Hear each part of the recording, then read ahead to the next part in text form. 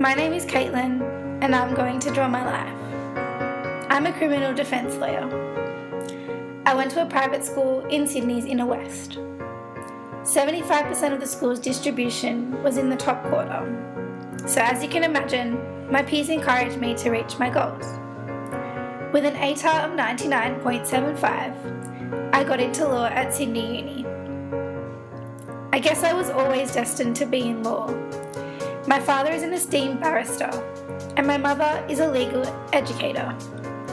Their knowledge also helped me through school, as they helped me with homework, and when they couldn't, they could afford private tutoring. I never considered myself to be at an advantage. In hindsight, this was because all my friends and family came from wealthy backgrounds. It wasn't until I entered the real world that I realised that I probably was labelled as someone with an advantage. Although research suggests that there is a significant relationship between the SES of students and their educational performance at school, I believe that something simpler influenced my success. I'll always be thankful for the fact that my parents read to me before bed.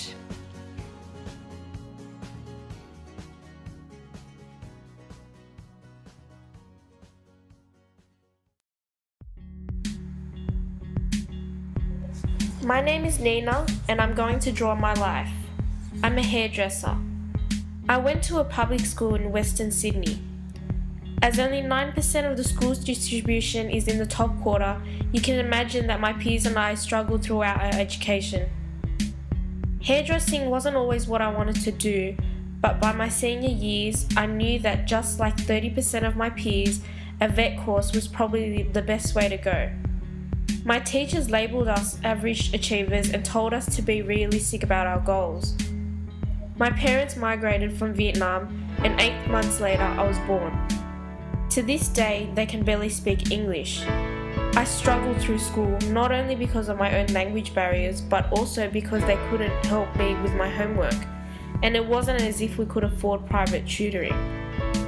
Although the struggles my family faced growing up gave me invaluable life skills, I'll always wonder if things would have turned out differently if my parents could have read to me before bed.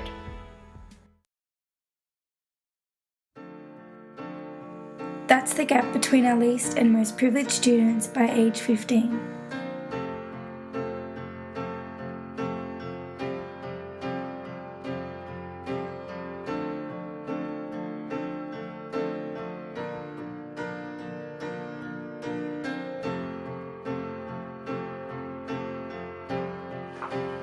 Australia is a first world country, right?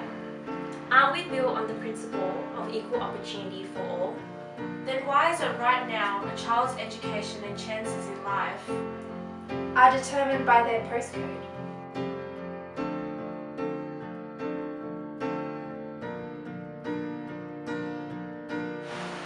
Miller? Punchbowl? Blacktown?